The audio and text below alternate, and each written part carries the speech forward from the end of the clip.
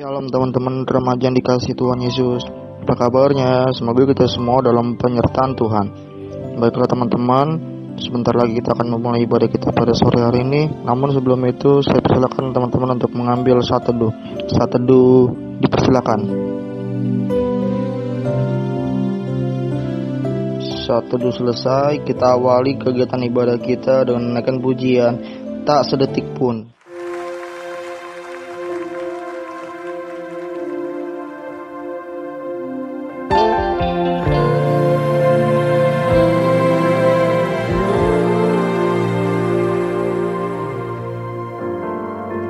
Bapa yang setia, tak pernah sedati Kau tinggalkan diriku. Hatiku teguh di dalam janjimu sampai ku melihat kuasamu. Karyamu sempurna, ajaib dan mulia, penyertaanmu buktikan kasihmu kepadaku. Ku agungkan Engkau, Yesus termulia, kasihmu terindah selamanya.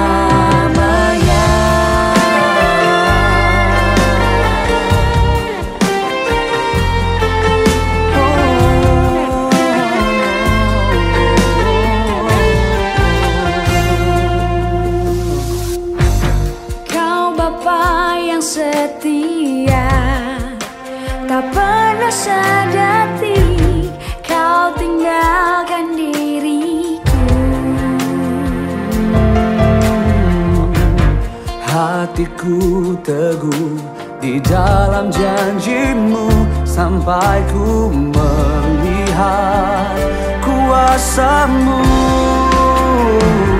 Karyamu sempurna, ajaib dan mulia, penyertaanmu buktikan kasihmu kepadaku. Ku agungkan Engkau, Yesus termulia, kasihmu terindah selamanya.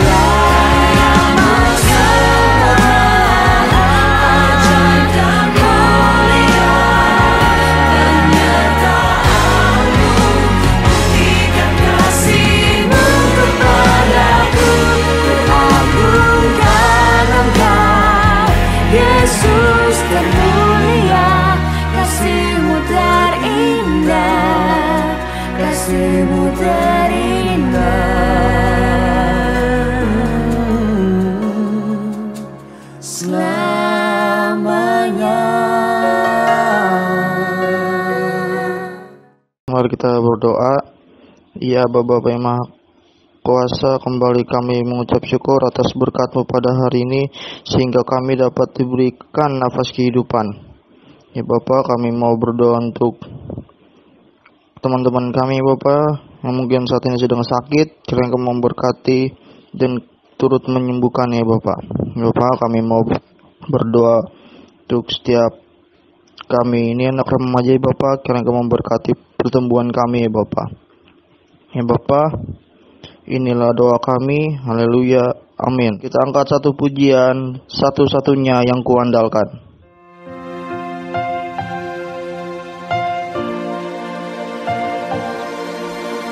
Engkau Tuhan yang setia, waktumu selalu yang terbaik. Engkau Tuhan sandaranku,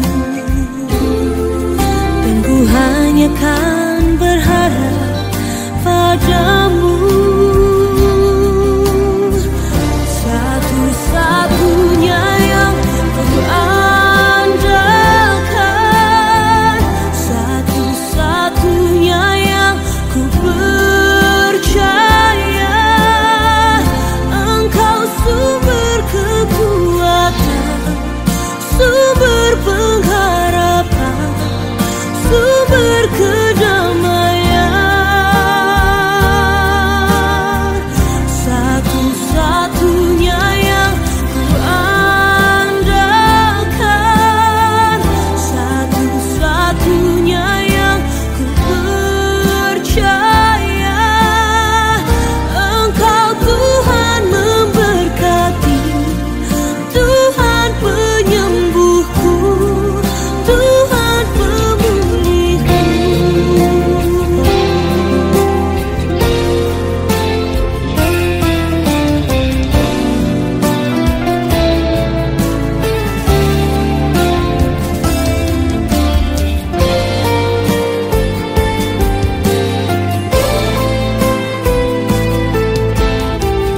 Satu-satunya yang ku andalkan, satu-satunya yang ku percaya. Satu-satunya Kau yang setia,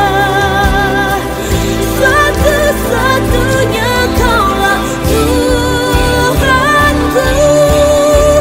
Satu-satunya yang ku andalkan, satu-satunya yang ku percaya. Engkau sumber kekuatan, sumber pengharapan, sumber kedamaian. Oh, satu-satunya yang ku andalkan, satu-satunya yang ku percaya. Engkau Tuhan memberkati, Tuhan penyembuhku, Tuhan pemulihku. Engkau Tuhan memberkati, Tuhan penyembuhku, Tuhan pemulihku.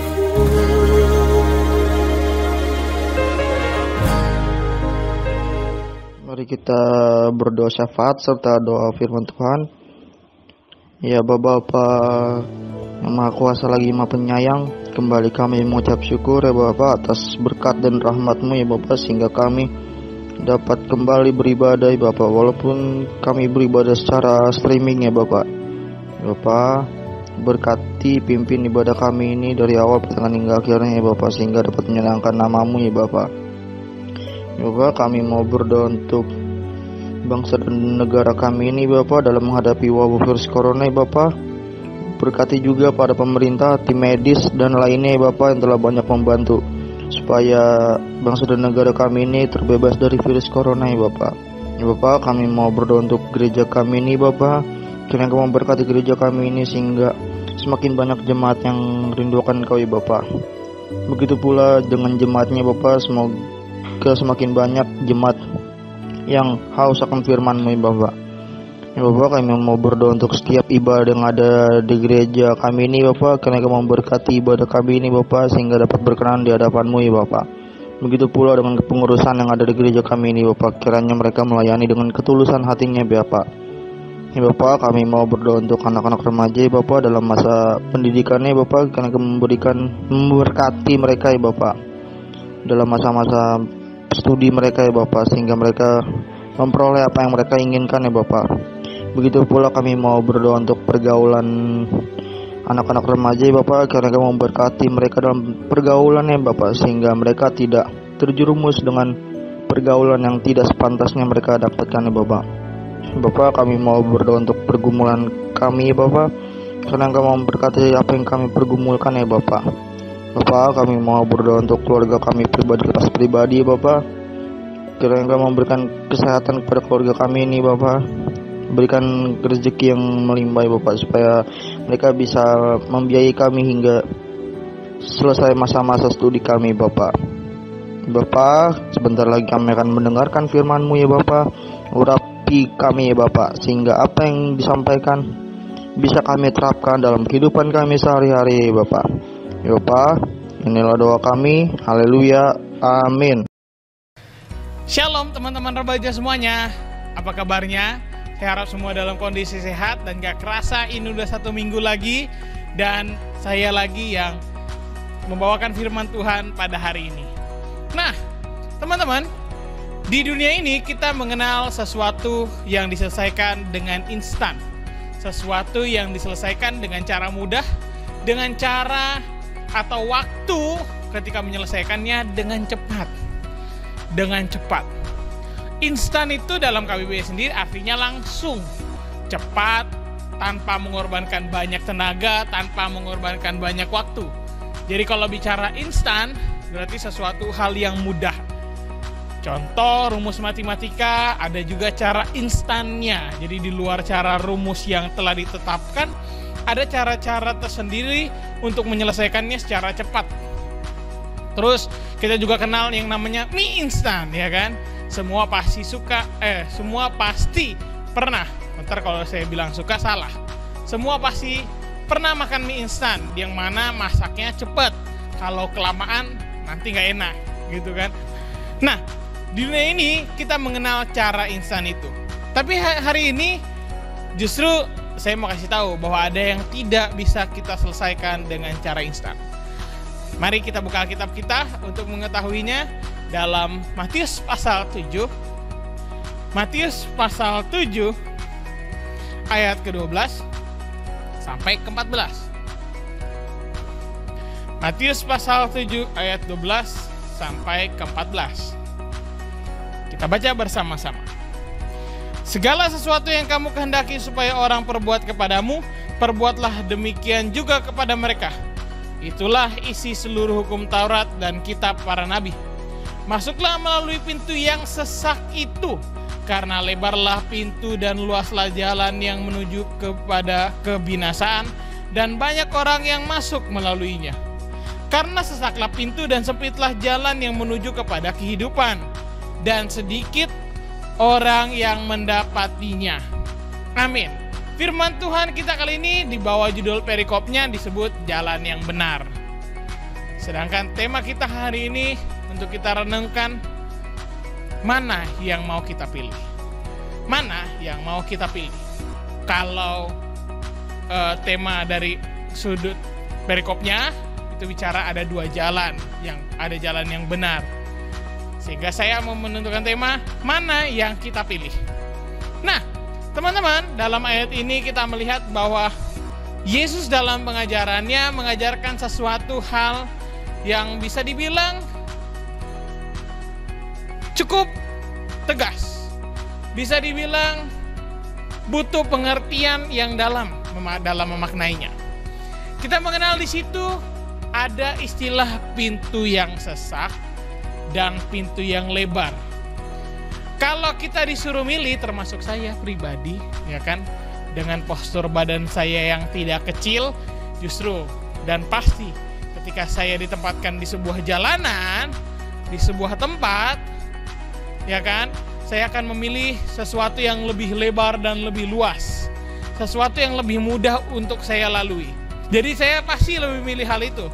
Ini bila ujungnya sama aja. Kalau sama-sama jalan masuk ke rumah lewat pintu yang lebih besar atau yang kecil, saya pribadi pasti akan memilih yang besar. Demikian juga teman-teman, pasti lebih enak kalau jalannya luas dan gampang untuk dilewati, iya kan? Nah, hari ini tapi ada tujuan yang berbeda yang digambarkan Yesus. Pertama, ada kata kebinasaan, dan kedua ada kata kehidupan. Menurut teman-teman ini bicara apa ya? Betul, ini bicara tentang hal kerajaan surga. Ketika kita berkata tentang surga, tentang keberadaan tempat yang indah yang ada setelah kematian, Yesus mengajarkan tentang hal ini. Diumpamakan sebuah pintu, ada dua buah pintu, satu lebar dan satu sempit. Satu banyak orang yang melaluinya, satu sedikit karena begitu sesak dalam melewatinya. Tapi keduanya memiliki tempat tujuan yang berbeda. Yang satu menuju kebinasaan, yang satu menuju kehidupan kekal. Hal pertama yang kita pelajari dari sini, yang pertama adalah Tuhan memberikan pilihan kepada kita. Tuhan memberikan pilihan kepada saya, kepada teman-teman. Pilihan untuk mengambil keputusan sendiri tanpa paksaan siapapun. Pilihan untuk menentukan cara hidup sendiri tanpa ada paksaan siapapun. Pilihan mau ikut yang mana. Pilihan itu diberikan dari Allah kepada kita, dan diberikan kebebasan. Hal yang menarik adalah Allah nggak pernah batasi orang untuk memilih cara hidupnya sendiri. Allah memberikan sesuatu yang dinamakan kehendak bagi manusia, pilihan bagi manusia yang harus ditentukan secara pribadi. Ini sebuah kebebasan dari Allah. Luar biasa. Bahkan dalam Kisah Pengkhotbah pasal 12 digambarkan di sana, pengkhotbah sendiri menyarankan kepada pemuda-pemuda, lakukan apa aja yang kamu mau lakukan. Terserah. Hidup itu pilihan. Hidup itu sesuatu yang ditentukan secara pribadi. Sama seperti mau pintar dan mau tidak pintar itu pilihan, Allah juga memberikan pilihan kepada kamu dan saya untuk memilih jalan hidupmu. Sesak itu berarti sulit, sedangkan lebar berarti mudah. Apa yang mudah dan apa yang sempit? Apa yang sulit? Jalan menuju kebinasaan menunjuk kepada hal-hal yang bisa membawa kita kepada kebinasaan di masa yang akan datang. Setelah kematian, kita mengenal adanya surga dan neraka. Dan kata kebinasaan itu menunjuk kepada neraka itu sendiri. Pertama teman-teman, saya harus tegaskan, dalam konsep kekristenan, setelah manusia mati, ada dua tempat yang akan ditempati selama-lamanya. Selama-lamanya, dan bukan satu kali. Bukan sebentar, bukan ada batas waktunya meskipun lama tapi ntar akan dipindahkan. No, ketika orang sudah masuk neraka, maka dia akan selamanya ada di sana. Dan ketika ia masuk surga, maka ia pun selamanya akan ada di sana.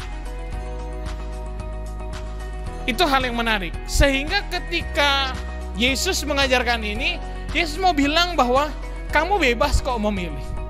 Kamu bebas memilih cara hidupmu yang seperti apa, cara hidupmu yang bagaimana. Tapi ini hal kedua yang kita pelajari. Dua cara hidup itu menuju kepada jalan yang berbeda, kepada tujuan dan arah yang berbeda. Pilihan bebas manusia tidak dibiarkan begitu saja bagi manusia, akhirnya melakukan sebebas-bebasnya manusia, semaunya manusia, tanpa ada perlindungan, tanpa ada peringatan dari Allah itu sendiri. Justru sebaliknya, di sini tergambar bagaimana Allah itu mengasihi manusia. Ketika dia katakan ada dua jalan yang bisa dipilih, Tuhan memberitahu ujungnya. Yang pertama, yang lebar menuju kebinasaan. Kenapa dikatakan yang lebar adalah kebinasaan? Karena yang lebar menunjuk kepada keinginan pribadi kita. Ya, betul. Ketika kita melakukan sesuatu hanya sesuai keinginan pribadi kita, maka ada ujungnya. Ketika kita melakukan sesuatu sesuai keinginan kita, sebebas-bebasnya kita, semau-maunya kita, tanpa peduli hukum Allah, tanpa mengenal kasih Allah, itulah yang dinamakan jalan yang lebar. Sedangkan jalan yang sempit itu adalah menunjuk pada hidup sesuai firman Tuhan, hidup dengan berserah pada Tuhan, hidup dengan mau percaya kepada Tuhan. Sebenarnya kata sempit itu sendiri dalam ayat yang tadi kita baca, dalam ayat 14, sesaklah pintu dan sempitlah jalan yang menuju kepada kehidupan, dan sedikit bukan berarti sekedar susah untuk dilakukan. Bukan sampai kepada titik tidak bisa dilakukan orang, tapi sulit. Kalau kita mengingat kisah dalam kitab Injil, di mana ada seorang budak kaya bertanya pada Yesus, "Guru, apa yang harus aku lakukan supaya aku memperoleh kerajaan surga? Guru, bagaimana apa yang harus aku perbuat supaya aku memperoleh hidup yang kekal?" Yesus bilang pertama, lakukanlah firman Tuhan. Dia bilang dengan hebatnya, aku sudah selesai semua itu. Aku udah mengasihi orang, mengasihi Tuhan, memberi persembahan, bla bla bla bla bla bla bla bla. Dengan enaknya dia bisa bilang, menilai dirinya demikian. Terus Yesus terus dia bertanya lagi, apa lagi sesudahnya? Nah, di sini poinnya. Ketika Yesus katakan, juallah hartamu, bagikanlah kepada orang miskin, dan ikutlah aku. Juallah hartamu, bagikan kepada orang miskin, dan ikutlah aku. Penilaian awal, dia menilai dirinya adalah seorang yang sudah melakukan hukum Taurat, sudah melakukan semuanya sesuai dengan Alkitab. Dia berjuang, tapi dia ternyata tidak benar-benar mengasihi Tuhan. Pemuda itu tidak bisa mengasihi Tuhan karena dia lebih mencintai hartanya, karena ditulis di ayat terakhirnya, setelah ia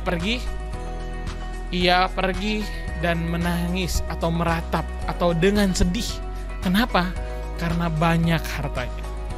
Dia lebih mencintai apa yang ia punya dibanding Yesus. Ia tidak bisa mengutamakan Tuhan, mengenal Tuhan, mempercayakan kehidupannya kepada Tuhan ketika ditantang oleh Yesus. Nah, sebenarnya jalan yang lebar dan sempit itu juga demikian. Lebar, kalian diberikan kebebasan, dan sempit sebenarnya hal yang mudah. Yohanes 3 ayat 16 mengajak kita bahwa ketika kita memperoleh hidup kekal, gampang sesungguhnya. Hanya mau percaya kepada Tuhan Yesus dan mempercayakan diri kita kepada Yesus. Karena Yohanes 3 ayat 16, kita baca sama-sama dulu deh, biar ingat. Ayat 16.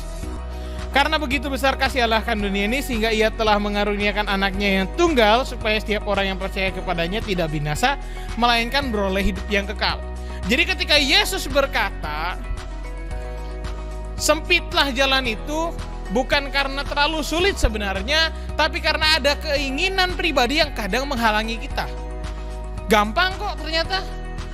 Dalam kitab Injil Yohanes pasal 3 ayat 16 digambarkan bahwa percaya kepada Allah menjadikan jalan itu terbuka.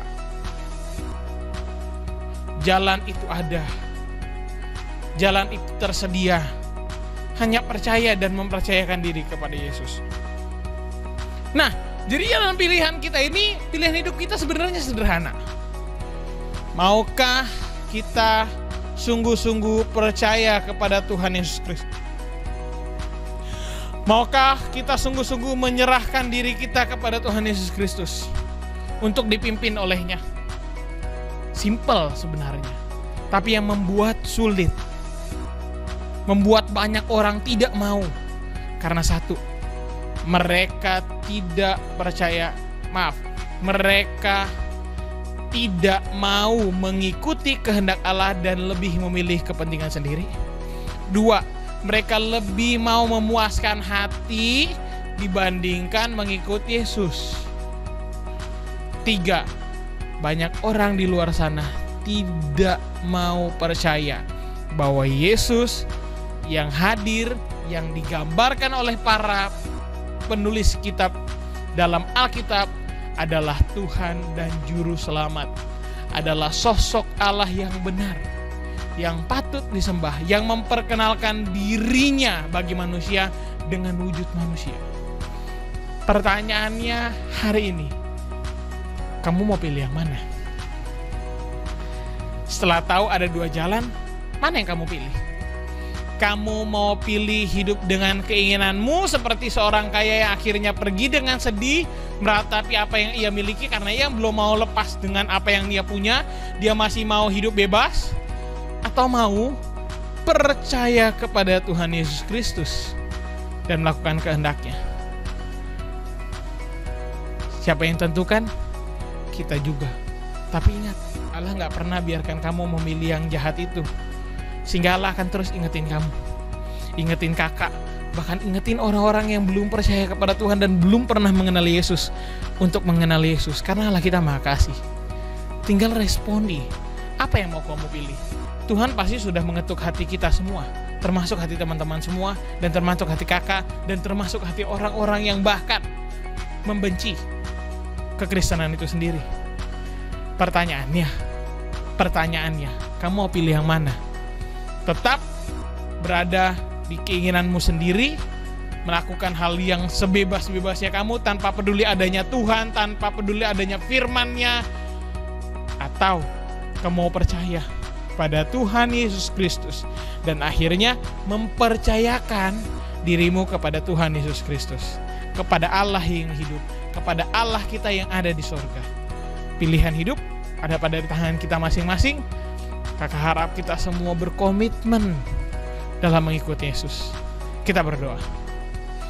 Bapa di surga, terima kasih karena pada hari ini kami diajarkan bagaimana kami harus memilih, bahwa Engkau menyediakan pilihan dalam kehidupan kami. Biarlah kami dibimbing oleh Roh untuk terus mau mengenal Allah, untuk mau mengikuti kehendak Allah dan bukan sekedar mengikuti kehendak kami. Mau percaya kepada Tuhan Yesus Kristus sebagai Tuhan dan Juru Selamat kami. Menunjukkan iman kami dalam hidup ini. Ampuni kami Bapa, ampuni kami. Hanya di dalam nama Tuhan Yesus kami berdoa dan mengucap syukur kepada Bapa di surga. Haleluya, amin. Shalom. Baik teman-teman, kita telah tiba di penghujung ibadah kita pada sore hari ini. Namun sebelum itu kita angkat satu pujian, Kasih Setiamu.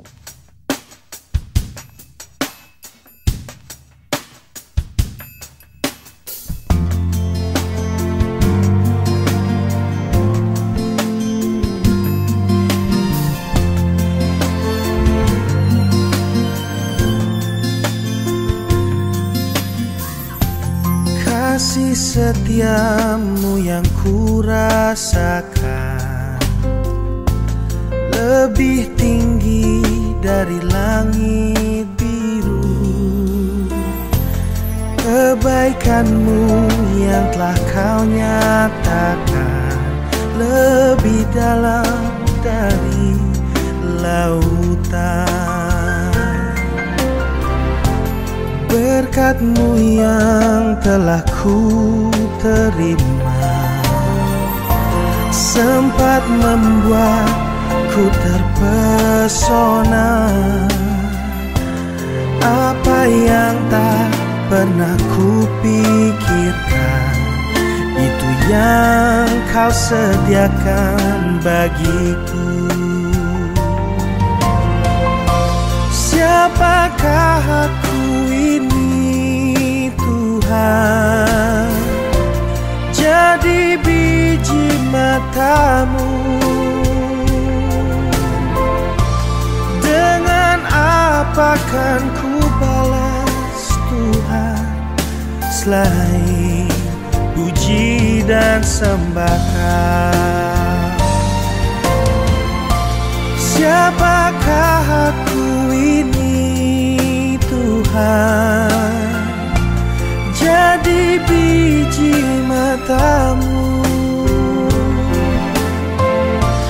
Dengan apa kan ku balas Tuhan selain puji dan sembahkan.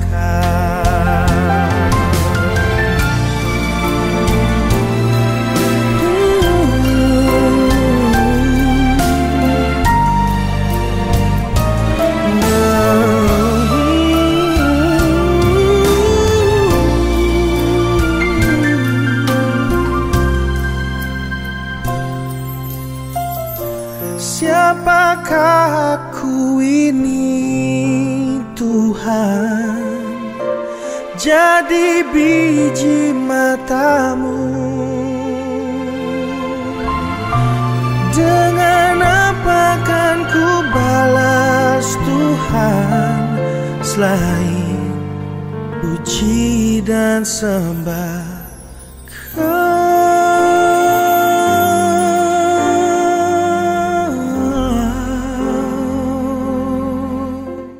Mari kita berdoa.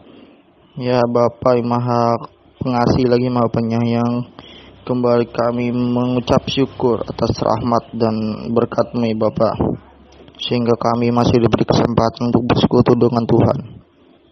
Ya Bapa, kami mau berdoa bagi pergumulan kami Bapa, kiranya Engkau memberkati apa yang kami pergumulan ya Bapa, entah itu dari pendidikan kami, keluarga, atau pergaulan dan yang lain sebagainya Bapak. Ya Bapak, ini doa kami. Haleluya. Amin.